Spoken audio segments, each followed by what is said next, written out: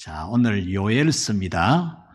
구약 성경 제29번째 성경대학 제29강 요엘서. 오늘 요엘서 배우면 요엘서는 어떤 성경인가 완벽하게 알 수가 있습니다. 요엘 선지자의 이름을 따서 요엘서라 그렇게 부릅니다. 요엘이라는 뜻은 어떠신가? 요엘서는 이 온 세상의 유일한 신은 하나님 한 분뿐이다. 이것을 일러줍니다. 어떤 방법을 통해서 이 우주 만물을 최종적으로 심판하실 하나님, 이 가운데서 우리를 또 구원하실 하나님은 여호와 하나님 한 분뿐이다. 그래서 요엘서는 하나님이 우리의 구원으로서 유일한 참신이시다. 이것을 일러주는 성경입니다. 이 요엘서를 영감받아 기록한 선지자는 요엘 선지자입니다. 이 요엘 선지자는 어떤 사람인가? 지난 주간에 우리 성경에서는 북이스라엘 출신 선지자 호세아 선지자를 배웠죠. 오늘은 남쪽 유다, 남북 이스라엘 중에서 남쪽 유다 출신의 선지자 요엘 선지자를 보게 됩니다. 요엘 선지자는 성전에 대해서 그리고 성전에서 드려지는 모든 제사에 대해서 매우 잘 아는 그런 선지자로 잘 나오고 있습니다. 이 요엘 선지자는 굉장히 활력이 넘칩니다. 활력이 넘치면서 성숙한, 영적으로 매우 성숙한 그런 모습을 보여주는 선지자입니다. 이 요엘 선지자는 특별히 시대를 분별합니다. 시대에 있는 이런 일들을 통해서 하나님이 어떤 일을 해가고 있는지를 읽어내는 겁니다. 읽어내죠. 그래서 아주 이런 안목이 탁월하고 세련된 표현으로서 메시지를 아주 잘 전하는 그런 특징을 지닌 선지자, 요엘 선지자입니다. 자, 요엘 선지자는 이 시대에 일어나고 있는 일들을 보면서 하나님의 심판이 다가오고 있다. 이걸 알아차리는 겁니다. 그래서 이 요엘서의 기록 목적은 심판이 다가오고 있다는 것을 알려주는 거예요. 알려주는 거. 생존을 위협하는 메뚜기 재앙. 메뚜기 때가 한번 지나가고 나니까 포도밭이든지 채소밭이든지 곡식밭이든지 완전히 박살을 내거든요. 메뚜기가 지나가는 재앙, 그리고 가뭄으로 인해서 곡식이 다 말라 죽는, 그래서 가축들도 먹을 것이 없는 그런 아주 이 생존을 위협하는 자연적 재앙, 이 재앙을 보면서 하나님의 심판을 감지하고 있는 겁니다. 이게 무슨 일이지? 하나님의 심판을 감지를 하는 겁니다. 지금 메뚜기 재앙, 가뭄 재앙 이런 걸 보면서도 빨리 하나님께로 안 돌이키면 심각한 형벌을 받게 된다. 이것을 일러주는 메시지가 요엘서의 메시지입니다. 우리는 사회적으로나 국제적으로나 또 개인적으로 일어나는 이런 일들을 보면서 하나님이 어떻게 나에게 지금 메시지를 주고 있는지를 읽어내야 돼요. 그것이 영적으로 지혜입니다. 영적으로 둔감하면은 세상에 일이 일어나도 또 자기 개인에게 어떤 일이 일어나도 전혀 그런데 감지가 안 돼요. 어떤 일을 당하고 나서야 그제서야 회개하는 그런 일이 일어나게 됩니다. 지금 우리가 살고 있는 이 시대가 어떤 시대입니까? 시대적으로 한동안 우리는 국제적으로 국가 분쟁도 있고 그래도 이렇게 전선이 형성되어서 전쟁이 이렇게 심각하게 일어나는, 두 지역에서 전쟁이 일어나는 이런 것은 건간에 전혀 못 봤던 일들입니다. 그리고 지금 자유진영과 사회주의 진영 사이의 힘겨루기가 몇십 년 동안 우리가 못 봤던 일입니다. 몇십 년 동안. 국제정세가 사회주의와 자유주의 진영 간의 힘 대결로 가는 이런 게 몇십 년 동안 없었어요. 이미 사회주의는 끝났다. 이것이 1980년대 후반 그때 평가했거든요. 1980년대 후반이니까 지금부터 4, 5년 전이지 않습니까? 34, 5년 전에 이미 사회주의는 끝났어. 사회주의가 다 무너졌잖아요.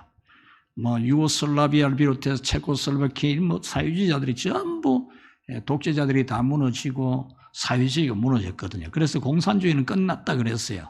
근데 지금 보면은 국제적으로 이 공산주의, 사회주의자들이 힘을 모으고 전쟁을 일으키고 이렇게 하고 있죠. 우리 바로 붙어 있는 북한도 바로 그런 상태입니다. 핵무기 만들어 놓고. 이 북한이 어제 아래 인터넷 뉴스를 보니까 비행장을 파디비 가지고 그곳에 채소 공장을 만들더라고요. 비행장이 없으면 어떻게 합니까? 전쟁 나면. 근데 비행장 없애버리고 어쨌든 지금 국민들을 먹여 살려야 되니까 채소 농장 만들고 있어요. 하우스를 만들고 있는데 그거는 비대칭 전략, 핵무기 하나 가지고 덤벼라. 그런 전술을 쓰고 있다는 것을 보여주는 것이라 이렇게 학자들은 말을 하고 있습니다. 또 이 팬데믹 이후에 지금 빵값이 36% 상승을 했답니다. 36%. 그러니 식사값이 36% 이상 세계적으로 다 상승을 했어요. 곡물 창고에 있던 우크라이나에 지금 전쟁이 터져서 세계 곳곳에 밀가루 공급이 안 돼요. 밀가루 공급이. 그래서 물가가 폭등하죠. 우리는 이런 사회적, 국제적인 이 문제들 이런 걸 보고 또 자기 자신에게 가족에게나 자녀들에게나 이런저런 일들이 있는 것을 보고 그냥 둔감하게 있으면 안 돼. 이 요엘 선지자는 그런 현상을 보고 하나님의 심판이 임박했다. 이걸 감지하고 빨리 하나님께로 돌아와야 된다. 이 메시지를 전했던 겁니다. 오늘 우리는 이 시대를 분별하고 자기 자신에게 일어난 일들도 분별하고 같이 합시다. 하나님께로 돌아오자. 자, 역사적인 배경을 봅시다. 역사적인 배경을 오늘 두 가지로 이야기합니다. 하나는 아달랴라고 하는 여자에 대한 이 역사적인 일들, 그 다음에 한 남자, 요아스라고 하는 왕, 남자에 대한 역사적인 배경을 꿰뚫어 보면 이 시대, 그러니까 요엘서를 기록한 이 시대적 상황을 쫙 파악할 수가 있어요. 그래서 이 두 가지를 한번 보자 이겁니다. 첫 번째는 아달랴는 여자죠. 이 아달랴라는 여성이 이스라엘에 심각한 문제를 일으키는 사람이었거든요. 근데 이 사람이 어떤 사람인가 하면은 남쪽 유다 나라 사람이 아닙니다. 북쪽 이스라엘의 아합 왕과 이세벨 왕후 사이에 태어난 외동딸 아달랴라는 여자가. 이걸 우리는 알고 지나가야 됩니다. 자, 아합 왕, 최악의 왕이요. 이세벨, 최악의 여자. 최악의 왕과 최악의 여자 사이에 태어난 외동딸 아달랴. 여러분 아주 중요시해야 됩니다. 이런 걸. 결혼도 정말 중요해요. 이 두 사이에 태어난 외동딸입니다. 아달랴는 그 어머니가 이세벨입니다. 이세벨. 우리 유명한 이세벨이잖아요. 이 이세벨은 이스라엘 나라 사람도 아닙니다. 북쪽 이스라엘 사람도 아닙니다. 시돈이라는 나라, 이방 나라의 임금의 딸입니다. 그런데 이 이스라엘 나라, 북이스라엘 나라 임금인 아합 왕이 정략적 결혼을 하는 겁니다. 저 위에 있는 시돈 나라 왕하고 시돈 왕의 딸을 내가 데려와서 결혼을 내가 살면은 시돈 나라하고 우리 사이에는 평화가 오지 않겠느냐. 이런 꼼수를 쓴 꼼수를. 꼼수 부리지 마세요, 꼼수. 하나님 앞에 꼼수 이거 굉장히 나쁜 거예요. 꼼수를 부리는 거라. 이러면 안 되겠나? 이런 생각이죠. 인간적인 생각입니다. 그래서 북이스라엘 왕 아합이 시돈 나라 공주 이세벨하고 결혼을 해서 낳은 외동딸이 아달랴다. 그 말입니다. 북쪽 이스라엘 왕 아합이 시돈 나라 임금의 공주와 정략적 결혼을 해서 외동딸을 낳았어요. 이 외동딸을 낳아놨는데 남쪽 유다 왕이 북쪽 이스라엘 왕의 외동딸하고 결혼을 하는 겁니다. 이것도 정략 결혼이에요. 정략 결혼. 남쪽 유다 왕이 생각하니까 저 북쪽 임금 아합 왕의 딸하고 내가 결혼을 하면은 남북 간에 평화가 오지 않겠느냐. 이것도 꼼수를 부리네요. 꼼수를. 하나님의 말씀과 명령은 생각 안 하고 꼼수를 부리는 꼼수를. 우리 인간들이 하나님 말씀대로 살 생각 안 하고 요런저런 꼼수를 부리듯이 꼼수를 또 부리고 있는 겁니다. 꼼수를. 그렇게 해서 남쪽 유다왕 5대 왕 요람하고 이 아달랴하고 결혼이 되어졌습니다. 아달랴라는 여자가 이제 남쪽 유다왕하고 결혼을 했는데 남쪽 유다왕 자기 남편이 죽는 겁니다. 자기 남편이 죽으니까 자기 아들을 왕으로 세웠어요. 자기 아들을 왕으로 세웠는데 이 아들 왕이 1년 만에 죽임을 당하죠. 혁명군에 의해서. 1년 만에 죽임을 당해요. 그러니까 엄청난 사건이 일어나고 있죠. 이런 걸 무슨 일인지 모르고 아이고 또 사람 죽었네, 또 새 왕이 생겼네 이러면 바보예요, 바보. 그 어떤 일을 당할지도 모르고 살아가는 사람이 되는 거죠. 그 보면은 이 무슨 일이고 이게 무슨 일이고 분별을 해야죠, 분별을. 예, 아달랴라는 이 여자가 남쪽 유다 왕하고 결혼을 했는데 남편이 죽어서 아들을 왕으로 세웠더니 아들은 1년 만에 죽어. 그러니 정신적으로 무정부 상태가 되는 겁니다. 정신적으로 완전히 우리 세상에 이 표현이 좀 이 적절한 표현이 없어 제가 표현을 하는데 정신적으로 미친 겁니다. 그래가지고 자기 남편의 혈족, 앞으로 왕이 될 만한 혈족은 자기 손자까지도 다 죽여버립니다. 다 죽이고 지가 왕이 되는 지가. 그래서 남쪽 유다 왕국의 여자로서 왕이 되는 유일한 사람. 이 어마어마한 사건이 벌어지고 있는 겁니다, 지금. 이 이스라엘 나라 안에, 남쪽 유다 국가 안에 이런 일이 막 벌어지고 있는 겁니다.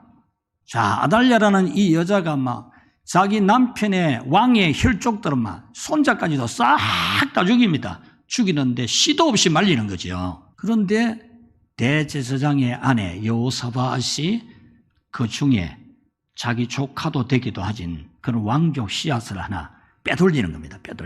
빼돌려가지고 숨겨서 키우는 겁니다. 숨겨서 좀 키우고 나서 그 왕족들을 씨를 말리는 일을 하고 자기가 6년 동안 왕이 되었어요. 6년 동안. 이 여자가 6년 동안 왕 노릇하면서 무엇을 하느냐?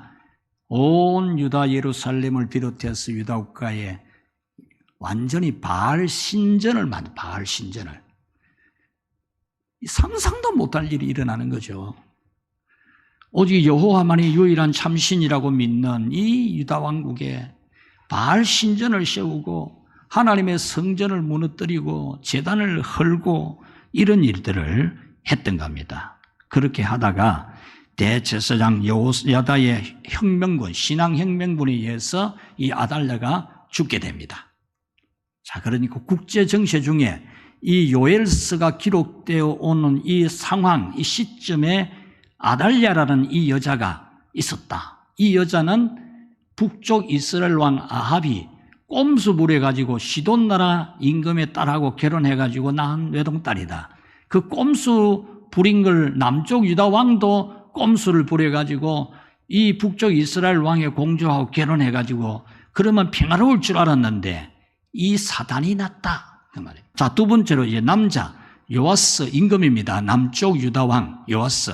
그러니까 씨를 말리려고 다 죽이려고 했는데 대제사장의 아내 여호사밧이 하나 빼돌려서 키워놓은 그 왕족 씨앗이 요아스입니다. 이 요아스가 어릴 때 왕이 되죠. 왕이 되는데 이 왕을 한번 봅시다. 그러니까 이 어릴 때의 왕위에 올라가니까 할 수가 없잖아요, 아무것도. 그래서 대제사장 여호야다가 아주 이 후견인으로서 요아스를 도와서 남쪽 유다 왕국에 지금까지 우상 숭배하고 이런 걸 다 척결하는 이런 일을 하게 됩니다. 그러니까 이 요아스 임금 어리지만 대제사장의 도움을 받아서 부친이 행해 놓은 거, 할아버지가 행해 놓은 거, 또 자기 할머니가 행해 놓은 거, 이 잘못된 역사를 바로잡는 우상 신전을 다 무너뜨리고 성전을 회복시키고 성전 예배를 회복시키고 안식일을 회복시키고 율법을 회복시키고 온 백성들이 하나님을 잘 섬길 수 있도록 하나님을 예배하는 성직자를 세우고 이런 일들을 했다라는 겁니다. 자, 이렇게 역사적인 배경을 혼란 시대에 요아스라는 이 인물이 대제사장의 도움을 받아서 나라를 역사적으로 기강을 바로잡아가고 있다. 그리고 여호와의 날, 이제 하나님이 우리를 도와주실 날이 있다.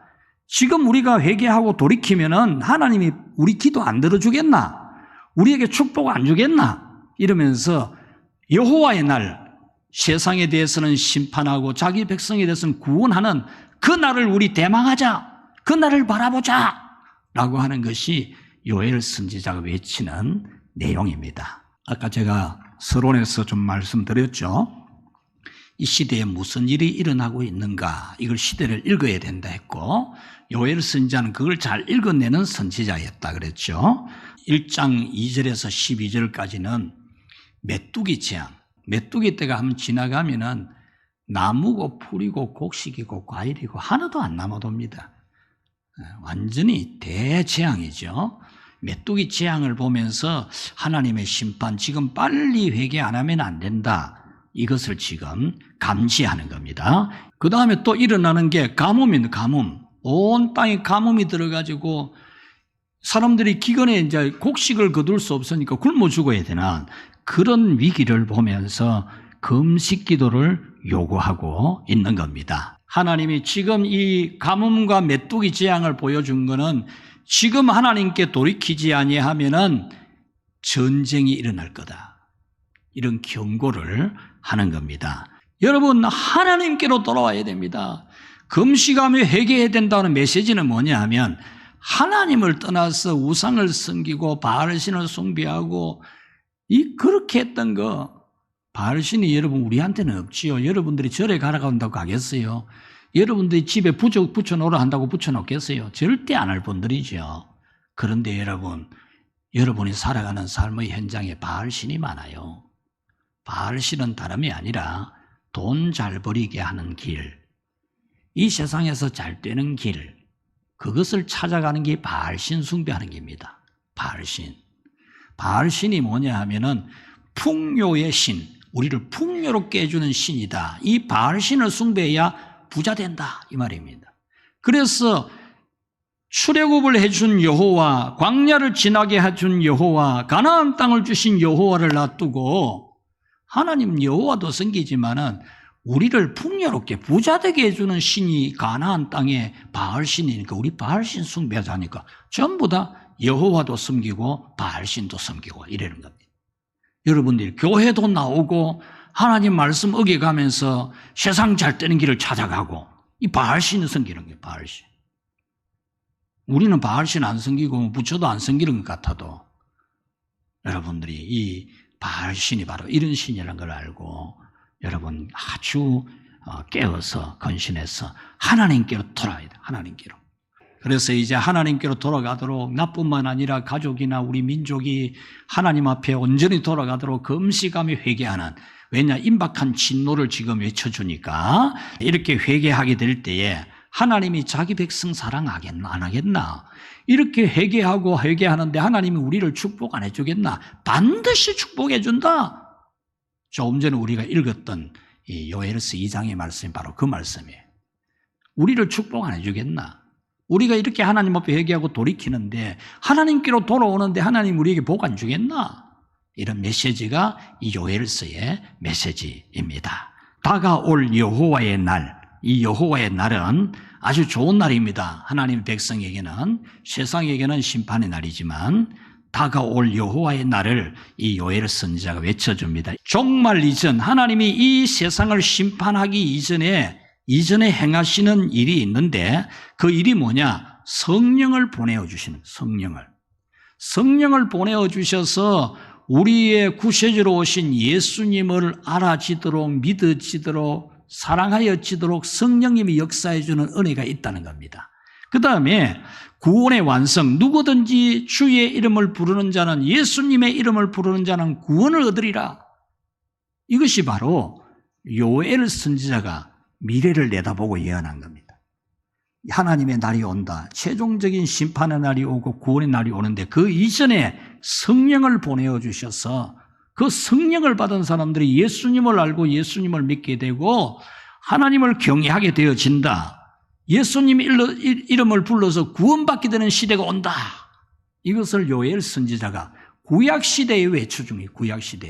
구약시대에 외쳐준 대로 지금 우리가 이방인이지만 성령을 받고 예수님의 이름을 불러 구원을 받게 된 겁니다. 할렐루야.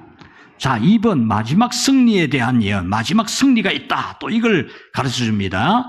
마지막 승리, 우리가 고난과 역경, 시련 가운데서도 믿음을 지키고 하나님께로 돌아오고 이럴 때에 하나님이 이 세상의 마지막에 심판을 하는데, 이방에 대해서는 심판을 합니다. 하나님을 알지 아니하고 믿지 아니하고 경외하지 않는 그런 자들에 대해서는 완전히 멸망하는, 영원한 지옥불에 들어가는, 이거는 뭐 다시 살려내고 뭐 또 한 번 또 기회 더 주고 이런 게 없어요. 끝입니다. 끝.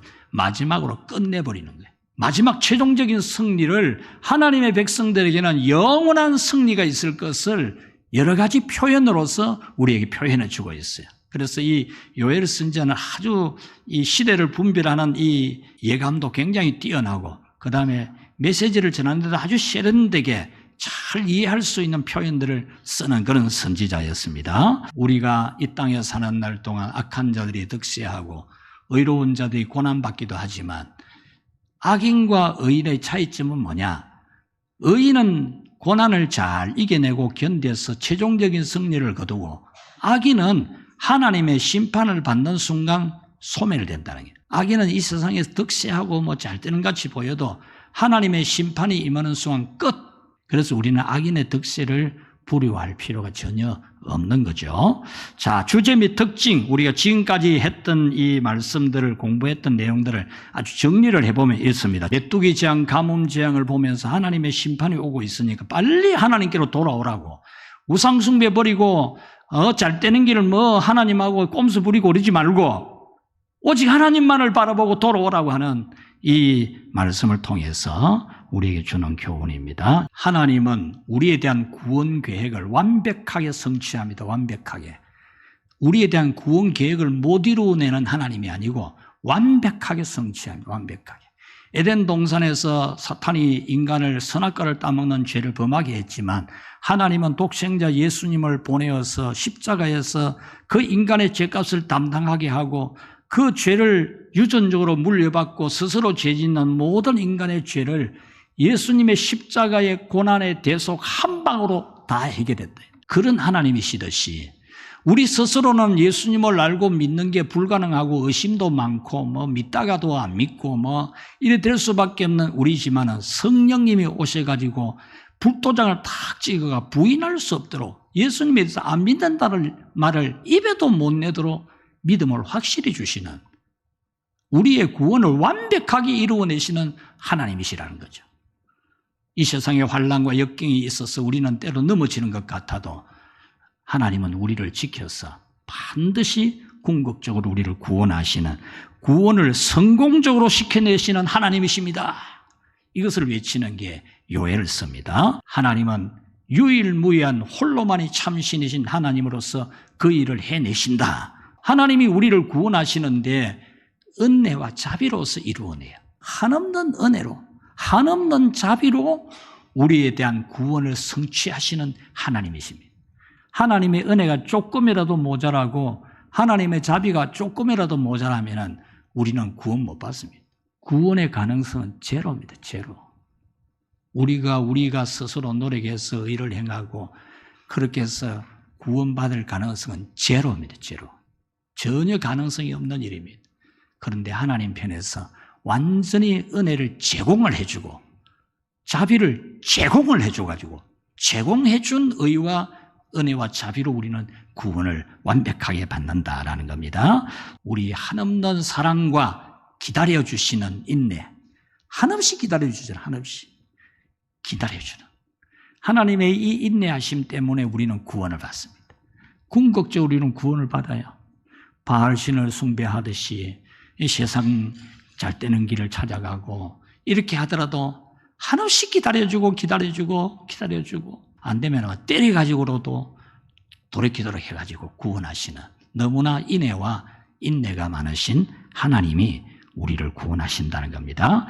하나님은 공평과 의로서 자기 백성을 구원하시고 지키신다는 겁니다. 이제 이 요엘서는 이 요아스 왕을 통해서 성전 회복, 예배 회복, 모든 성직 회복, 참된 신앙생활 회복 다 시켜가지고 하나님은 신실한 예배를 원하신다. 이것을 전해주는 이 성경이 요엘서입니다. 그래서 우리는 이 요엘서를 통해서 하나님을 참되게 예배하는, 하나님을 진실하게 예배하라고 하는 메시지를 잘 들어야 되는 거죠. 하나님께로 돌이키는 백성을 하나님은 반드시 회복을 시켜주신다는 겁니다. 하나님은 자기가 선택한 백성에 대해서는 반드시 사랑하고 구원하시는 하나님이시다. 여러분, 하나님의 인내가 모자라지 않아요. 우리 인간 같으면 벌써 막 끝장내고 막 해결 보고 막 그러겠지만 하나님은 한없이 기다려줍니다. 여러분에 대해서 한없이 돌이키도록. 그 하나님의 사랑을 우리는 악용하면 안 되겠죠. 악용하다가 한 대 맞아가지고 뭐 죽니 사니 그래가 돌이키면 안 돼요. 하나님께서 당신의 영을 모든 육체에 부어주신다. 하나님이 성령을 모든 육체에 부어주어서 성령으로 예수님 믿고 구원받게 해주신다. 그런 메시지. 참 구원의 날, 여호와의 날이 온다. 우리가 이 세상에서 때로 구원받고 축복받고 좋은 일도 있지만 최종적으로 악에 대해서는 완전히 심판하고 자기 백성을 완전히 구원하는 최종적인 여호와의 날, 구원의 날이 온다. 우리는 이것을 바라보고 살아야 된다 그거죠. 여호와의 날이 오면 악인들은 완전히 끝나고 사라지고 찾아도 안 보이게 돼요. 완전히 찾아도 안 보이도록 만들어버려요. 우리 이 세상 사는 동안에도 그런 일 많아요. 악한 자들 나중에 찾아봐도 안 보여요. 없어요. 하나님 없애보거든. 그와 같이 최종 심판의 날에는 악인은 더 이상 볼 수가 없나. 하나님이 이스라엘 백성들에게 한 말이 뭡니까? 애굽의 사람을 두 번 다시 안 보도록 해주겠다 그랬잖아요. 애굽에 종살이하는 그들에게 하나님이 우리의 원수를 다시 안 보도록 해주는, 그리고 우리는 완전한 전례 없는 평화와 번영을 누리게 해주시는 그런 하나님이심을 믿고, 이 시대에 여러분 바알신을 숭배하지 말고 이 시대에 일어나는 수많은 일들을 보면서 아이고 꼼수 부리다, 꼼수 요래만 되겠지 저래만 되겠지, 꼼수 부리다가 큰일 납니다. 꼼수 부리다가. 꼼수 부리지 말고 하나님께로 완전히 돌이키는 그런 여러분이 되어서 전례 없는 하나님의 은혜와 복을 받기를 축복합니다.